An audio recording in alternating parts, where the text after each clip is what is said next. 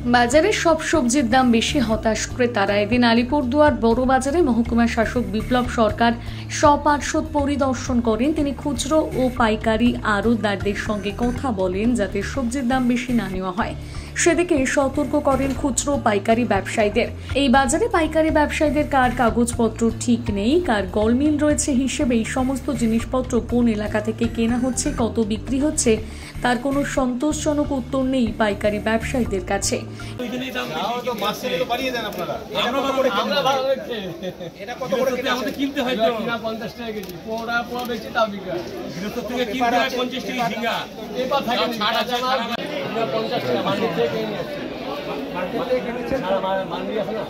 কত করে কিনেছে? 40-42 পাইকারি। 180 কিনে 160 টাকা কিনি, 180 টাকাও বেচি, আর ওই 100 গ্রাম নিলে পরে 20 টাকা বেচি। দাম এখান থেকে সেটা আছে, সেটার ওখানে বেচে নিয়ে আসি। 2 টাকা মার্জিনে আপনি কিনেছেন, তার কাগজ আছে? এগুলো তো কাগজ দেয় না, কাঁচামালের কোনো কাগজ নেই। সবাই তো কাগজ দেখাচ্ছে, আমাদের তো কাগজ দেয় না। ক্ষতি করার জন্য ক্ষতি করবে। আপনারাও ব্যবসা করুন, কিন্তু অ্যাবসার্ট কিছু দাম নেবেন না, যেটা কিনা ওই বাজারে অধিকটা যায় 35 টাকার বেশি নেবেন না। ঠিক আছে, যা বলছি সেটা শুনবেন। এই শুনুন, এই শুনুন, একটা প্যারিটি থাকে আপনারা এই লোকাল থেকে দাম কিছু অ্যাবসার্ট কিছু বেশি নেবেন।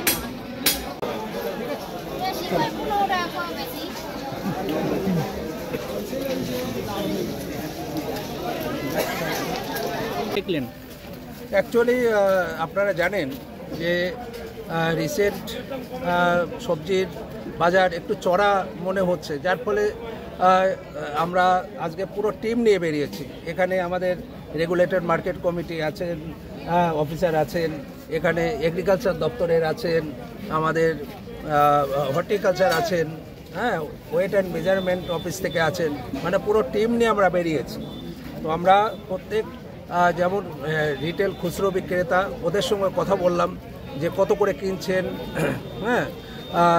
কত করে বিক্রি করছেন, তেমনই পাইকারি যারা তারা পেঁয়াজ বলুন, আলু বলুন বা অন্যান্য লঙ্কা বলুন, কত করে কিনছে, কত করে বিক্রি করছে।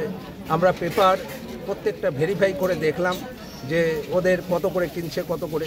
আমরা ওদেরকে প্রত্যেককেই সতর্ক করে দিয়েছি, আপনারা বেশি দাম নেবেন না, আপনারা 2 টাকা 3 টাকা লাভ করুন, পাইকারি যারা বিক্রি করছে। কিন্তু অ্যাবসার্ট কিছু বা যারা খুচরো বিক্রেতা তাদেরকেও আমরা কোনো কোনো জায়গায় দেখলাম যে কেউ হয়তো 20 টাকা করে লাভ করছে, বেগুন বা কোয়াশ বা যাই হোক অন্য আদার যে আইটেমগুলো আছে। এত অ্যাবসার্ট কিছু নেওয়া যাবে না।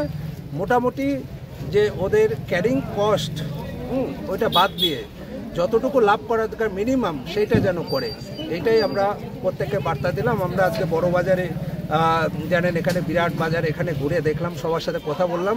আমরা আস্তে আস্তে সব বাজারগুলোতেই যাব, আমাদের পুরো টিম, এবং এটা লাগাতার চলবে।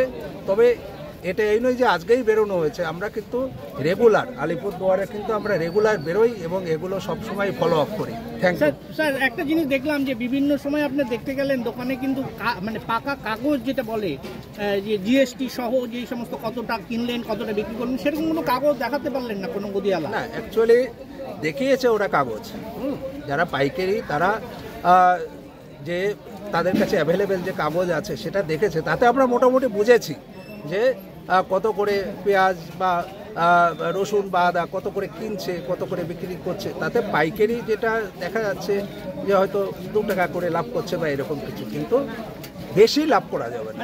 পাইকারি এইরকম যেন না হয় যে পাইকারির ওখান থেকে একবারে 15-20 টাকা করে ওখানে ওরা লাভ করছে, তারপরে আবার খুচরো সে আবার বেশি লাভ করছে, সেটা না। মোটামুটি দেখলাম প্যারিটি আছে, ওদেরকে বলা প্রত্যেককে সতর্ক করা হয়েছে কেউ যেন বেশি দাম নেয়, মিনিমাম একটা।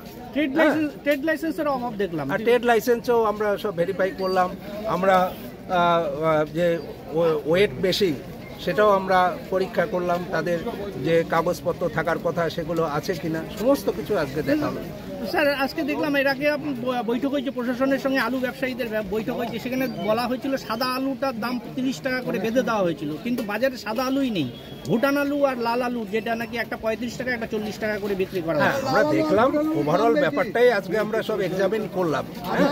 আমরা প্রত্যেককে বলেও দিয়েছি যে সাদা আলু বলুন, জ্যোতি আলু বলুন, ভুটানি আলু বলুন, যেই আলু হোক না কেন একটা মিনিমাম রেঞ্জ, মিনিমাম প্রফিট যেটা না করলেই নাই, সেটা যেন করে একদম অ্যাবসার্ট কিছু লাভ রাখা যাবে। Thank you.